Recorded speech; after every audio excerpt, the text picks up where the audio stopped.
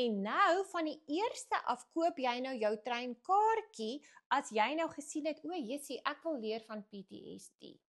En nou gaan jy en jy laai jou kaart op die sisteem. So jy gaan op aldila.co.za en Embark membership, dan gaan jy sien hierso, hy wys vir jou die heel eerste een. Kan julle sien, dis 'n klein elixirtjie met 'n voentjie. Dit beteken jy klim op die trein. So vir R350 vat ek my kaart, ek laai hom net een keer, ek laai hom nie elke maand nie, ek laai hom een keer, en nou is ek soos 'n gym membership. Ek is op die trein, en op die eerste gaan my kaart af, R350 of wat ek ook al kies, en ek en my span maak seker dat jy na gekyk word. Ons sit jou in die wagkamer, ons haal jou van die trein af, of sit jou op die volgende trein, ons sit jou op die nuwe trein, ons doen alles. So hierso gaan ek nou, en nou tik ek al my goedjies daarin. Aldila Geldenhuys, Company Optional, Suid-Afrika, my huis, my nommer, my straat, en aan die regterkant wys hy vir my bestelling. Wanneer ek sê sign up, gaan jou kaart outomaties na ons toe.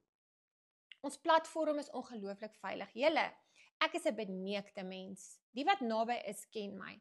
Ek gaan nie vir jou op 'n platform sit waar jy, wat is daai woord waar hulle jou katasa nie? En, as jy besluit, jou begroting klop nie meer nie, of jy wil nie meer trein ry nie, dan sê jy net vir Tembi, haal my af. Inteendeel kan jy jouself afhaal. Jy kan jouself van die trein afhaal.